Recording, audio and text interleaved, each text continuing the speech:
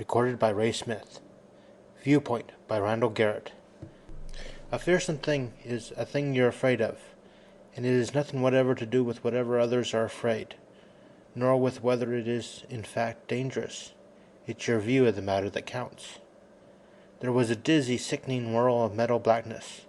Not true blackness, but a mind-enveloping darkness that was filled with the multicolored little sparks of thoughts and memories that scattered through the darkness like tiny glowing mice, fleeing from something unknown, fleeing outward and away toward a somewhere that was equally unknown, scurrying, moving, changing, each half recognizable as it passed, but leaving only a vague impression behind. Memories were scattered into their component data bits in that maelstrom of not-quite darkness, and scattered throughout infinity and eternity.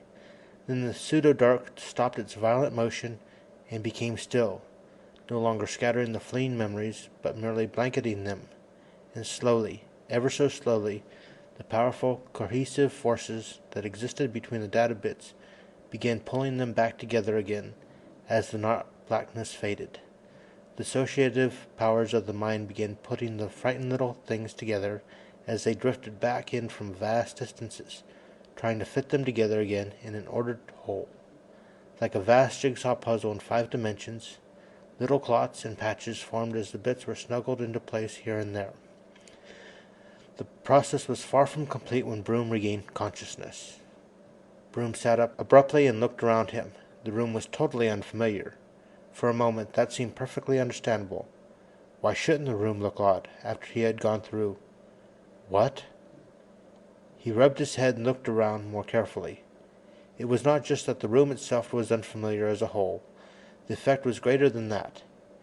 It was not the first time in his life that he had regained consciousness in unfamiliar surroundings, but always before he had been aware that only the pattern was different, not the details. He sat there on the floor and took stock of himself and his surroundings. He was a big man, 6 feet tall when he stood up, and proportionately heavy, a big-boned frame covered with hard, well-trained muscles. His hair and beard were a dark blonde and rather shaggy because of the time he'd spent in prison. Prison? Yes, he'd been in prison. The rough clothing he was wearing was certainly nothing like the type of dress he was used to. He tried to force his memory to give him the information he was looking for, but it wouldn't come. A face flickered in his mind for a moment, and a name. Contarini. He seemed to remember a startled look on the Italian's face, but he could neither remember the reason for it, nor when it had been. But it would come back, he was sure of that. Meanwhile, where the devil was he? From where he was sitting, he could see that the room was fairly large, but not extraordinarily so. A door in one wall led into another room about the same size, but they were like no other rooms he had ever seen before. He looked down at the floor. It was soft, almost as soft as a bed, covered with a thick, even, resilient layer of fine material of some kind. It was some sort of carpeting that covered the floor from wall to wall, but no carpet had ever felt like this. He lifted himself gingerly to his feet. He wasn't hurt, at least. He felt fine, except for the gaps in his memory.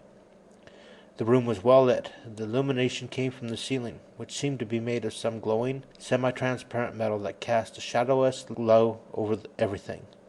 There was a large, bulky table near the wall, away from the door. It looked almost normal, except that the objects on it were like nothing that had ever existed.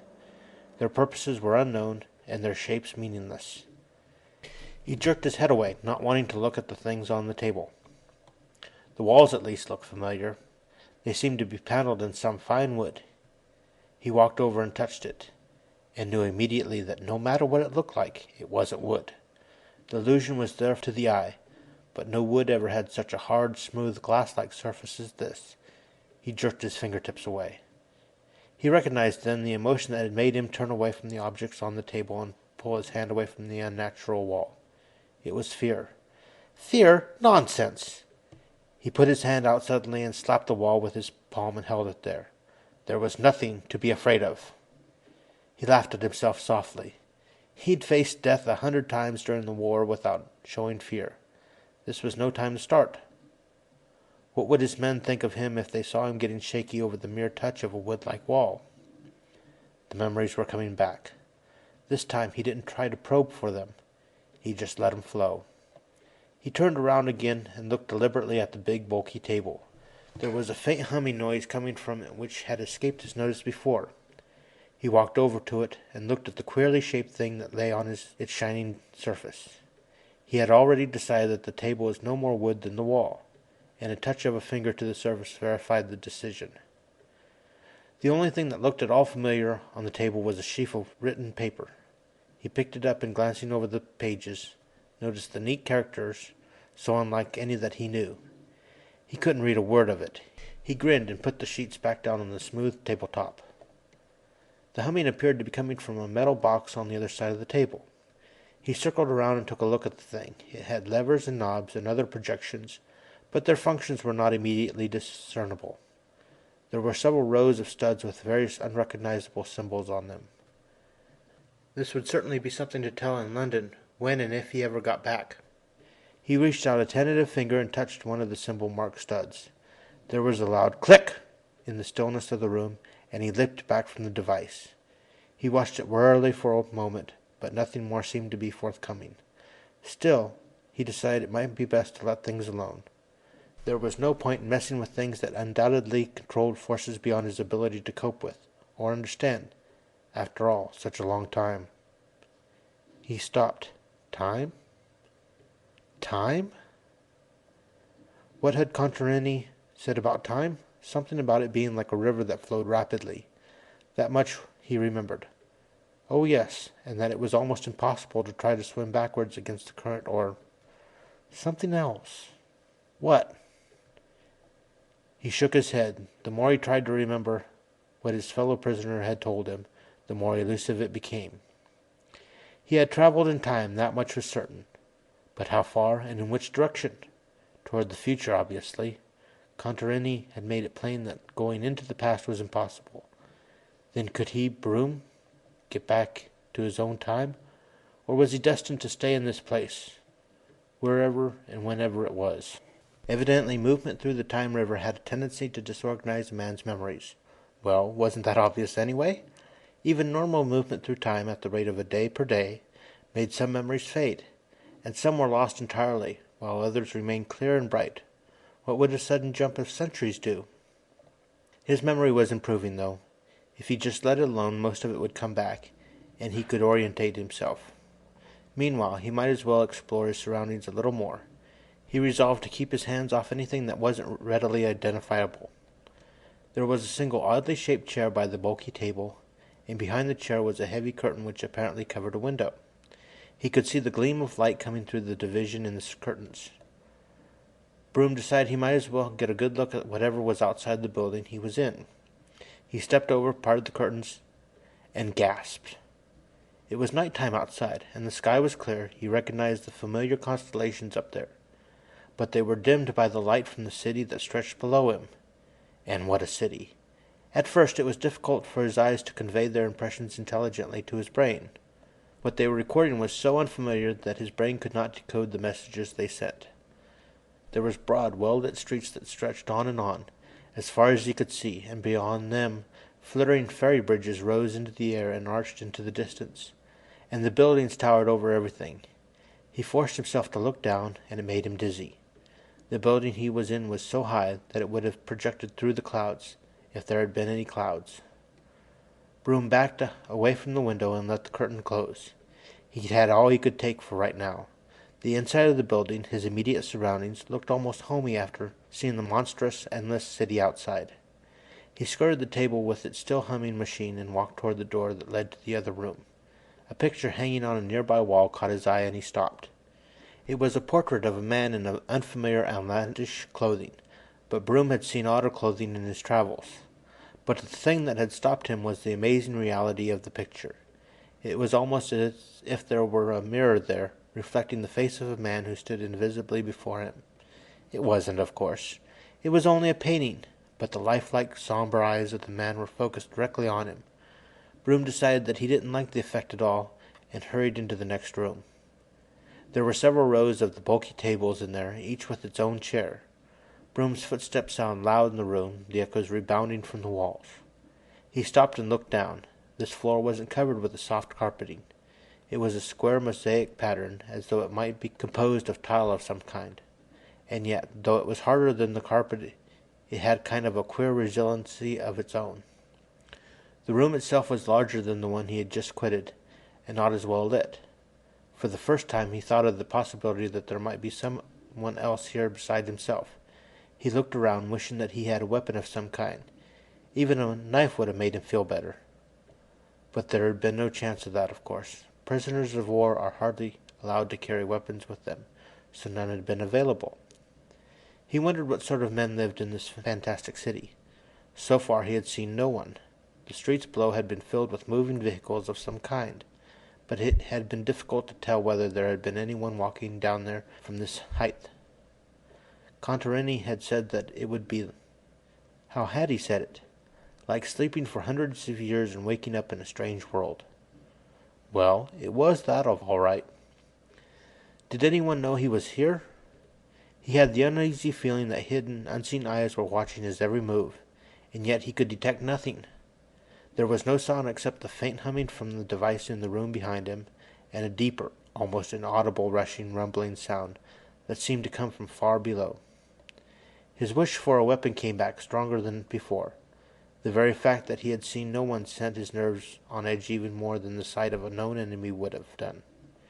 He was suddenly no longer interested in his surroundings. He felt trapped in this strange, silent room.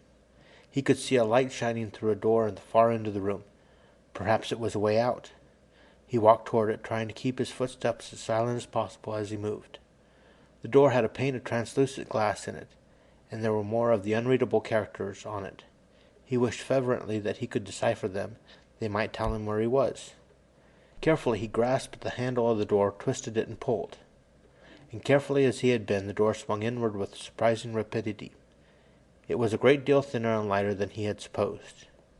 He looked down at it, wondering if there was any way the door could be locked. There was a tiny vertical stud set in the small metal panel in the door, but it was much too tiny to be a keyhole. Still, it didn't matter. If necessary, he could smash the glass to get through the door. He stepped out into what was obviously a hallway beyond the door. The hallway stretched away to either side, lined with doors similar to the one he had just come through. How did a man get out of this place, anyway? The door behind him was pressed against his hand with patient insistence, as though it wanted to close itself. He almost let it close, but at the last second he changed his mind. Better the devil we know than the devil we don't, he thought to himself. He went back into the office and looked around for something to prop the door open. He found a small, beautifully formed porcelain dish on one of the desks, picked it up, and went back to the door. The dish held the door open an inch or so. That was good enough. If someone locked the door, he could still smash the door if he wanted to, but the absence of the dish when he returned would tell him that he was not alone in the mysterious place. He started down the hallway to his right, checking the doors as he went. They were all locked. He knew that he could break into any of them, but he had a feeling that he would find no exit through any of them. They all looked as though they concealed more of the big rooms. None of them had any lights behind them. Only the one door that he had come through showed the telltale glow from the other side. Why? He had the terrible feeling that he had been drawn across time to this place for a purpose, and that he could think of no rational reason for believing so. He stopped as another memory came back. He remembered being in the stone-walled dungeon, with its smelly straw beds, lit only by the faint shaft of sunlight that came from the barred windows high overhead. Contarini, the short, wiry little Italian who was in the next cell, looked at him through the narrow opening. "I still think it can be done, my friend. It is the mind and the mind alone that sees the flow of time. The body experiences, but does not see. Only the soul is capable of knowing eternity." Broom outranked the little Italian. "But prison can make brothers of all men. You think it's possible, then, to get out of a place like this simply by thinking about it?" Contarini nodded. "Why not? Did not the saints do so? And what was that? Contemplation of the eternal, my comrade. Contemplation of the eternal." Broom held back a grin. "Then why, my Venetian friend, have you not left this place long since?" "I try," Contarini had said simply, "but I cannot do it. You wish to know why? It is because I'm afraid." "Afraid?" Broom raised an eyebrow. He had seen Contarini on the battlefield dealing death in hand-to-hand combat, and the Italian hadn't impressed him as a coward. "Yes," said the Venetian. "Afraid. Oh, I am not afraid of men. I fight. Some day I may die. Will die. This does not frighten me, death. I am not afraid of what men may do to me." He stopped and frowned. "But of this I have a great fear. Only a saint can handle such things, and I am no saint." "I hope, my dear Contarini," Broom said dryly, "that you are not under the impression that I am a saint." "No, perhaps not," Contarini said.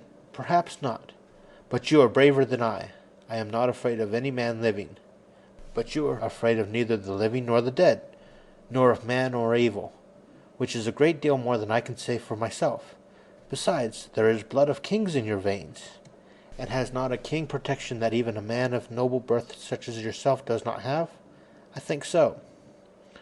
Oh, I have no doubt that you could do it, if you but would. And then perhaps when you are free you would free me, for teaching you all that I know to accomplish this. My fear holds me chained here, but you have no chains of fear." Broom had thought that over for a moment, then grinned. "All right, my friend. I'll try it. What's your first lesson?" The memory faded from Broom's mind. Had he really moved through some segment of eternity to reach this place? Had he? He felt a chill run through him. What was he doing here? How could he have taken it all so calmly? Afraid of man or devil? No. But this was neither. He had to get back. The utter alienness of this bright, shining, lifeless wonderland was too much for him. Instinctively he turned and ran back toward the room he had left. If he got back to the place where he had appeared in this world, perhaps somehow some force would return him to where he belonged. The door was as he had left it, the porcelain dish still in place. He scooped up the dish in one big hand and ran on into the room, letting the door shut itself behind him. He ran on, through the large room with its many tables, into the brightly lighted room beyond. He stopped. What could he do now? He tried to remember the things that the Italian had told him to do, and he could not for the life of him remember them. His memory still had gaps in it, gaps he did not know were there because he had not yet probed for them. He closed his eyes in concentration, trying to bring back a memory that would not come. He did not hear the intruder until the man's voice echoed in the room. Broom's eyes opened, and instantly every muscle and nerve in his hard-trained body tensed for action. There was a man standing in the doorway of the office. He was not a particularly impressive man. In spite of the queer cut of his clothes, he was not as tall as Broom, and he looked soft and overfed. His paunch protruded roundly from the open front of the short coat, and there was a fleshiness about his face that betrayed too much good living. And he looked even more frightened than Broom had been a few minutes before. He was saying something in a language that Broom did not understand, and the tenseness in his voice betrayed his fear. Broom relaxed. He had nothing to fear from this little man. "I won't hurt you," Broom said. "I have no intention of intruding on your property, but all I ask is help." The little man was blinking and backing away as though he was going to turn and bolt at any moment. Broom laughed. "You have nothing to fear from me, little man. Permit me to introduce myself. I am Richard Broom, known as—" He stopped, and his eyes widened. Total memory flooded over him as he realized fully who he was and where he belonged. And the fear hit him again in a raging flood, sweeping over his mind and blotting it out. Again the darkness came. This time the blackness faded quickly. There was a face, a worried face, looking at him through an aperture of the stone wall. The surroundings were so familiar that the bit of memories that had been scattered again during the passage through centuries of time came back more quickly and settled back into their accustomed pattern more easily. The face was that of the Italian Contarini. He was looking both worried and disappointed. "You were not gone long, my Lord King," he said, "but you were gone. Of that there can be no doubt. Why did you return?" Richard Broom sat up on his pallet of straw. The scene in the strange building already seemed dreamlike, but the fear was still there. "I couldn't remember," he said softly. "I couldn't remember who I was, nor why I had gone to that place. And when I remembered, I came back." Contarini nodded sadly. "It is as I have heard. The memory ties one too strongly to the past, to one's own time. One must return as soon as the mind had digested. I am sorry, my friend. I had hoped we could escape. But now it appears that we must wait until our ransoms are paid, and I much fear that mine will never be paid. Nor mine, said the big man dully.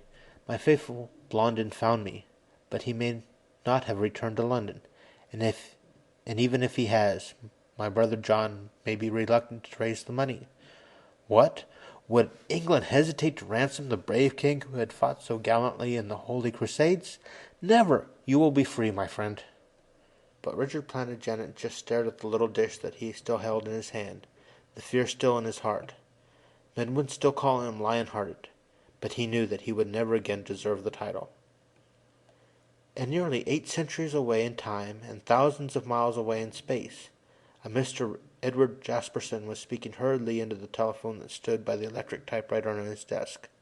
That's right, officer. Suite 8601, Empire State Building. I was working late, and I left the light on in my office when I came out to get a cup of coffee. When I came back, he was there, a big bearded man, wearing a thing that looked like a monk's robe made out of gunny sack. What? No, I locked the door when I left. What? Well, the only thing that is missing so far as I can tell is a ceramic ash dish from one of the desks. He was holding it in his hand when I saw him. What? Oh, where did he go? Mr. Jasperson paused in his rush of words. Well, I must have gotten a little dizzy. I was pretty shocked, you know. To be honest, I didn't see where he went. I must have fainted. But I think you can pick him up if you hurry. With that get-up on, he can't get very far away. All right. Thank you, officer. He cradled the phone, pulled a handkerchief from his pocket, and dabbed at his damp forehead. He was a very frightened little man, but he knew he would get over it by morning. End of Viewpoint by Randall Garrett. Recording by Ray Smith, Phoenix, Arizona.